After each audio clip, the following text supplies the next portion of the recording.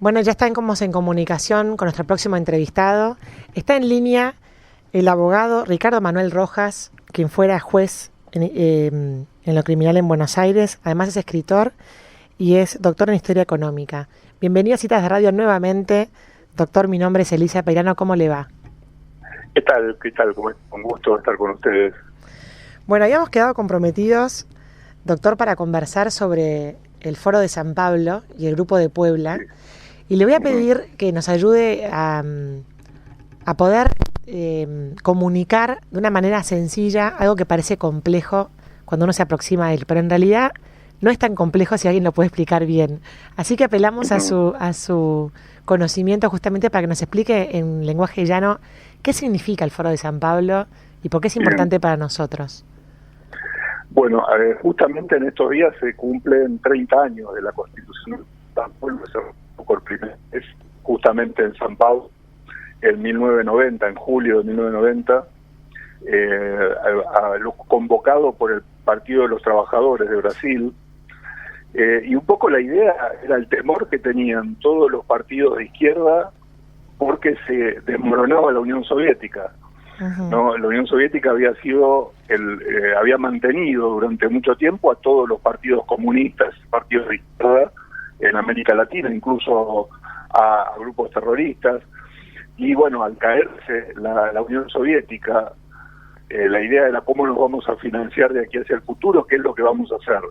Eso fue un poco el convocante de este foro, uh-huh, que a partir de ahí se comenzó a reunir, y lo que hizo fue generar una estrategia que fue muy exitosa para poder ir creciendo en la acumulación de poder en cada uno de los países en donde funcionan esos partidos políticos, a tal punto que, en 1990 el único partido político que integraba el Foro de San Pablo, que estaba en el poder, era Cuba. Y a partir de ahí, para aquí, nosotros tenemos gobiernos que han sido, que son de partidos políticos, que son miembros del Foro de San Pablo. Tenemos desde Lula y Dilma en Brasil, Bachelet en Chile, Tabaré Vázquez y Mujica en Uruguay, Lugo en Paraguay, Morales en Bolivia, Ortega en Nicaragua, Correa en Ecuador, Chávez y Maduro en Venezuela, Funes en El Salvador y López Obrador en México. Es decir, ha sido terriblemente exitoso el Foro de San Pablo y estos grupos que se generaron alrededor en la creación de una estrategia para ganar elecciones e imponer las ideas del socialismo más extremo, uh-huh, que es lo que estamos viviendo en los últimos tiempos, ¿no? Argentina en esto tuvo una posición ecléctica como siempre, porque el partido peronista no forma parte del Foro de San Pablo, pero hay algunos partidos pequeños que forman los frentes que siempre organiza el peronismo para las elecciones, que sí forman parte. Uh-huh. Y además, por otro lado, tanto el matrimonio Kirchner como Alberto Fernández han sido siempre muy cercanos a todos estos presidentes que estaba mencionando, a tal punto que hay algo muy elocuente que pasó en los últimos días, que pudieron ver y está en las redes, ¿no?, al presidente Fernández, que en un discurso y hablando un poco retóricamente como si hablara con Lula, le dice: mirá, ya no están ni Hugo, ni Dilma, ni Pepe, ni Evo, ni Michelle, ni Rafael, estamos solamente López Obrador en México y yo para hacer la revolución. Con lo cual él mismo se está poniendo en la situación de ser uno de los líderes de este movimiento. Ahora, ¿en qué consiste el Foro de San Pablo? ¿Qué es lo que ha hecho en estos 30 años? Por un lado, una batalla cultural muy fuerte, una batalla cultural por cambiar el significado de los conceptos políticos y de atacar la estructura de la sociedad tradicional, si no quiere llamarlo así. Está muy estudiado esto de que si uno quiere producir cambios sociales, lo primero que tiene que producir es un cambio en los diccionarios. Y esto es lo que se ha sucedido en estos tiempos, ¿no? Ya había pasado con los socialistas en el siglo XIX con la palabra liberal, ¿no? Los socialistas anglosajones se apoderaron de la palabra liberal y le cambiaron el sentido y se apropiaron de todo lo bueno que tenía. Lo mismo con la palabra social, ¿no? Friedrich Hayek dice que han generado tal confusión con el uso de la palabra social en el vocabulario moral y político que ya prácticamente esa palabra carece de sentido. Claro. Y los, digamos, desde este movimiento de ideas en Latinoamérica, hay otras palabras que tienen mucho, digamos, que le han tergiversado el sentido. Una de ellas es revolución. Son partidos revolucionarios, cuando en realidad, curiosamente, una vez que se instalan en el poder, se convierten en dictaduras autoritarias, que persiguen a los opositores, que se tratan de eternizar en el poder. Se han apoderado del concepto de progresismo, es decir, la izquierda no tiene nada que ver con el progreso, al contrario, los únicos que progresan en estos esquemas, que lo podemos ver en los últimos años en América Latina, son los gobernantes. La gente se empobrece a tal punto que hay un dicho que da vueltas ahí, ¿no? que dice que el progresismo, el progresista es al progreso como el carterista a la cartera, ¿no? En realidad lo que hace es apoderarse de los bienes de la gente. Y el otro gran elemento que se ha desarrollado desde el Foro de San Pablo y, digamos, los esquemas culturales similares, es prácticamente la elaboración de un manual para la toma y mantenimiento del poder, ¿no? Porque uno lo ve que es casi calcado que los gobiernos latinoamericanos de izquierda que han asumido o que han ganado al estilo, por ejemplo, de Maduro de Chávez originalmente en Venezuela, o incluso de Evo Morales, que prácticamente lo tuvo que sacar el ejército de su cargo. La idea es llegar al poder, modificar la Constitución, eliminar a los demás poderes del Estado, eliminar a todos los organismos de control, centralizar en el poder ejecutivo el poder administrativo, político, económico y militar, y a partir de ahí hacer lo que quiera, ¿no? Prácticamente eso ha sido calcado con mayor o menor intensidad por la resistencia de la propia gente, pero incluso en Argentina uno puede ver cómo, por ejemplo, durante el gobierno de Cristina Kirchner, la llamada Ley de Democratización de la Justicia, que afortunadamente la Corte después la declaró inconstitucional, tendía a anular definitivamente el control por parte del Poder Judicial. El Poder Legislativo ya ha sido desbordado por los decretos de necesidad y urgencia. El presidente prácticamente gobierna sin Congreso.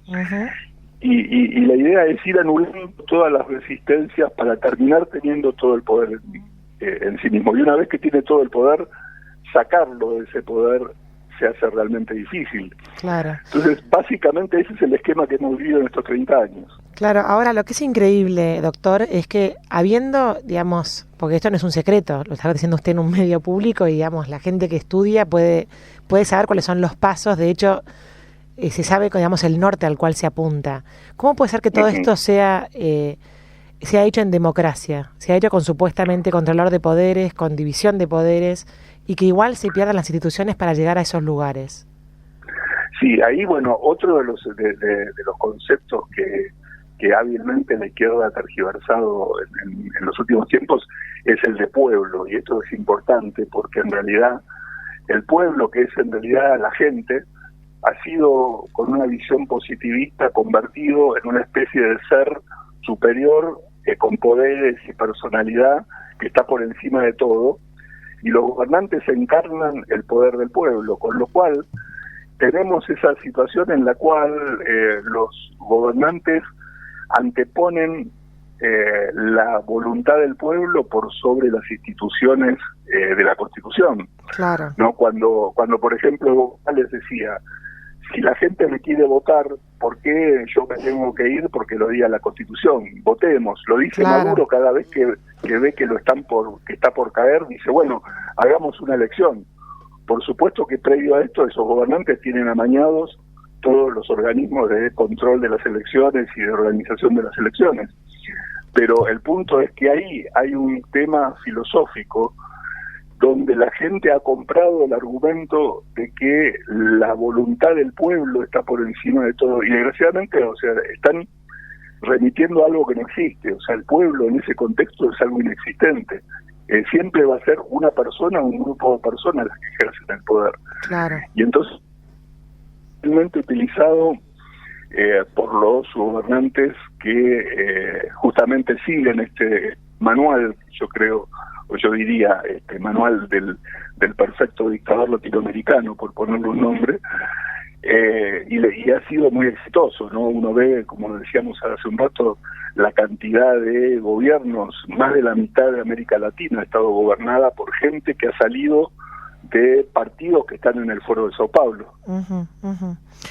Ahora, doctor, nosotros íbamos bueno, como usted nombró el kirchnerismo, con esa Cristina que hablaba del vamos por todo y que planteaba estos proyectos como lo de la democratización de la justicia, y después ganó un gobierno no peronista, cosa que históricamente no sucedía hace muchísimos años. Sin embargo, ese gobierno no fue reelegido y ahora estamos de vuelta en manos de un gobierno que, si se quiere, comulga con el eje bolivariano latinoamericano, y usted nombró a Alberto Fernández como que también se plantea como líder del Foro de San Pablo.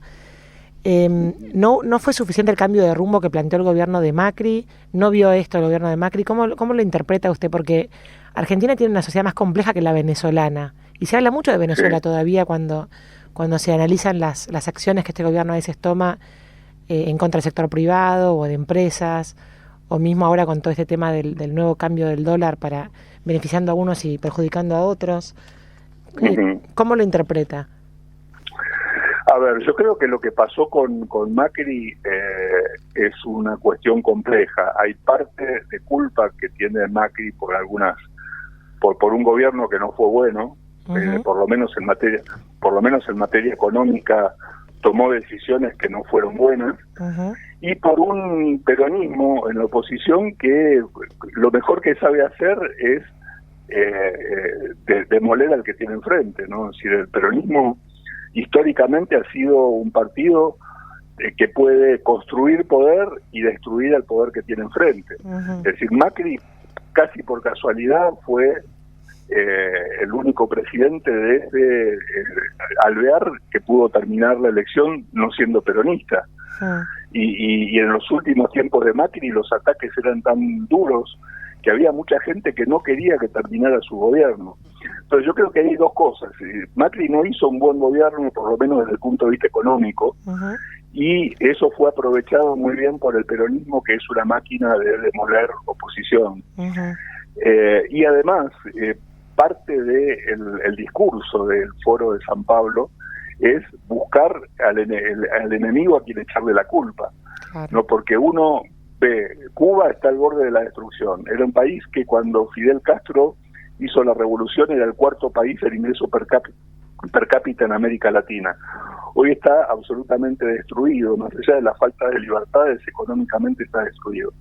Ni que hablar de Venezuela, que ya hay tal nivel de hambre y enfermedad que yo diría que ese gobierno está al borde del crimen de lesa humanidad. Sin embargo, esos gobernantes siguen siendo defendidos porque se le echa la culpa al neoliberalismo, al capitalismo salvaje, a un montón de cosas. Y en ese sentido, intelectualmente, la izquierda latinoamericana ha sido muy hábil en crear esos discursos y en manipular el idioma para, justificar lo que es injustificable. Totalmente. Doctor, usted es autor de un libro llamado Resistencia no violenta a regímenes autoritarios de base democrática. Sí. Cuando le decimos a la gente resistencia no violenta, ¿qué le queda a la sociedad civil para oponerse a cosas que percibe como atropello a las instituciones por parte de su gobierno de turno? Ese libro, en realidad, sí, yo lo escribí pensando en un autor que murió hace unos pocos años, Jim Sharp, que fue muy famoso porque escribió muchos libros sobre resistencia no violenta a dictaduras, que se aplicaron efectivamente en muchas dictaduras en África y en Asia, donde la resistencia civil no violenta, llámese desde manifestaciones públicas hasta movimientos para no pagar impuestos o para, no colaborar con el gobierno o protestar de distintas maneras, permitieron hacer cambios o enfrentar dictaduras. Lo que vi en su momento es que mientras ayer hablaba de dictaduras armadas, ¿no?, donde está el dictador con los tanques y los fusiles, también se puede usar la política como forma de dictadura. Y entonces hay gobiernos que llegan al poder por mecanismos democráticos, constitucionales, ganan una elección, pero al día siguiente que ganaron la elección empiezan a formar ese poder absoluto para eternizarse en el gobierno. Claro. Y frente a eso, entonces, el libro lo que trata es de desarrollar una serie de mecanismos que la gente podría utilizar para enfrentar, o para, en primer lugar, para controlarlo, ¿no? Decía Thomas Jefferson que el precio de la libertad es la eterna vigilancia. Uno, el día que asume un presidente, ese día tiene que empezar a controlarlo, no esperar a que empiece a cometer crímenes. Entonces, tener un ojo en los organismos de control, llamar la atención cuando se los quiere manipular de alguna manera, tener un ojo en los gastos del gobierno, en los impuestos, en la inflación, en cada uno de los instrumentos que el gobierno usa para ir acumulando poder, es la primera medida. Y después, si esto avanza, hay otras medidas, siempre no violentas, que se pueden ir tomando para tratar de controlar el gobierno. Yo creo que desgraciadamente en la situación en la que está Latinoamérica, los ciudadanos tenemos que tener mucho control del gobierno, tenemos que tratar de controlar lo más posible al gobierno, porque la tendencia es a crear estas formas autoritarias, ¿no? Digo, un presidente que dice la cuarentena va a durar lo que tenga que durar, a mí no me interesa la economía, y cosas como las que está repitiendo, y destruyendo la economía del país, que eso significa gente que va a caer en la miseria, empresas que cierran, gente que sin trabajo y gente que va a morir finalmente por distintos motivos, y son decisiones que él toma sin control del Congreso, sin control del Poder Judicial, sin control de nadie, en la soledad con un grupo de científicos supuestamente que él eligió. Es una demostración de que hay un poder que tiende a ser absoluto, y a ese poder hay que ponerle límites. Si la gente nos está escuchando, doctor, y coincide con usted, ¿qué se le puede decir que es su resistencia no violenta?